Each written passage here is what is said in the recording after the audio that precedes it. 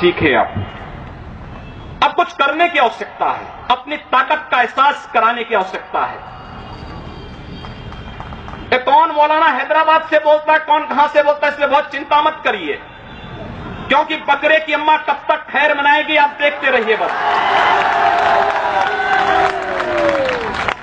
बहुत दिन चलेगा नहीं ये। उन सबको मालूम है कि आने वाला समय और आने वाला दिशा क्या होने जा रही है। यह हिंदुत्व की सदी है और हिंदुत्व की सदी केवल भारत की नहीं दुनिया की सदी होगी। पूरी दुनिया के अंदर हिंदुत्व का झंडा एक बार पुनः मजबूती के साथ भगवा झंडा दुनिया के अंदर कोने कोने में लहराएगा। उसके अनुसार एक बार पुरुषार्थ किए जाने की आवश्यकता है। हिंदू कभी निराशावादी नहीं हो सकता है, कभी नहीं। दुनिया के अंदर तमाम संस्कृतियां मिट गई, तमाम परंपराएं मिट गई, सब कुछ नष्ट हो गया, कोई पूछने वाला नहीं, इतिहास में नाम शेष हो गए।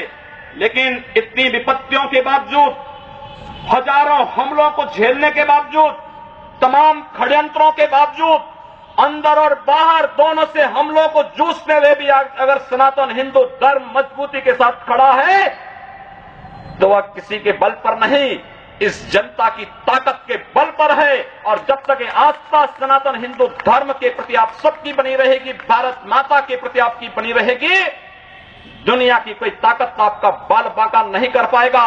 हमें किसी ओबामा से सर्टिफिकेट की आवश्यकता नहीं। हिंदुत्व पर जो प्रहार करेगा उसको महाप्रलय को स्वयं आमंत्रित कर देगा, उस महाप्रलय की चपेट में स्वयं भी आएगा। इस बारे में किसी को कोई गलतफहमी नहीं होनी चाहिए। और इसलिए बंधुओं, आप सबका मैं आह्वान करूंगा। बहराइच में महाराज सुहेलदेव पासी के सामने लोग लड़ने के लिए आए थे, मात्र 2 लोग बचे थे, सब के सब मार डाले गए थे। और 1971 में 95,000 पाकिस्तानी कायरों को किस तरीके से मुर्गा बना करके नाक रगड़ने के लिए मजबूर कर दिया गया था भारत के बहादुर जवानों के द्वारा। और अगर इसके बाद भी आंखें नहीं खुलती हैं तो एक बार पुनः देख ले अपनी ताकत को। मैं तो यही कहूंगा, अंत में मुझे केवल यही कहना है कि बहुत महत्व मत दीजिए, ये हैदराबादियों को बहुत महत्व मत दीजिए, ये सब मौलानाओं को बहुत महत्व देने की आवश्यकता नहीं। दुनिया के अंदर जहां भी जाएंगे शक की निगाहों से देखे जाएंगे। भारत का संत दुनिया के अंदर कहीं भी जाता है सम्मान की निगाहों से देखा जाता है। पूरी दुनिया के अंदर जहां भी भारत की संत परंपरा जाती है।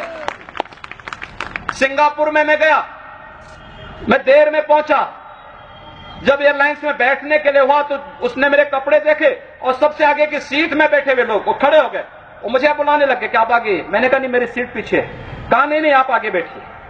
वहां की थाईलैंड में गए, वहां की बस में आगे की 2 सीट तो केवल संतों के लिए है, यानी मुफ्त में यात्रा करिए, जितनी यात्रा कर सकते हैं। दुनिया के अंदर कहीं भी आप जाएंगे, भारत की संत परंपरा का सम्मान है और भारतीय नागरिकों का सम्मान है। यह भारतीयता की देन है। ओबामा जी, इसके लिए किसी से हम लोगों को सर्टिफिकेट लेने की आवश्यकता नहीं। हमारा प्रमाण हमारी विरासत है, हमें जो कुछ भी मिला है वह दुनिया के सामने है।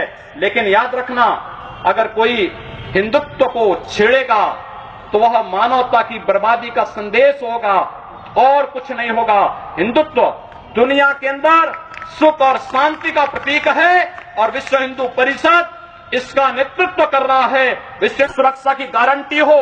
मैं कहता हूं भारत के मौलानाओं से और भारत के पादरियों से भी, आज ISIS नाम का एक आतंकी संगठन इराक और सीरिया के अंदर जिस निर्ममता के साथ मानवता को कुचल रहा है, वहां पर यजीदी समुदाय के साथ साथ तमाम अल्पसंख्यक समुदायों को बड़ी निर्ममता के साथ काटा जा रहा है।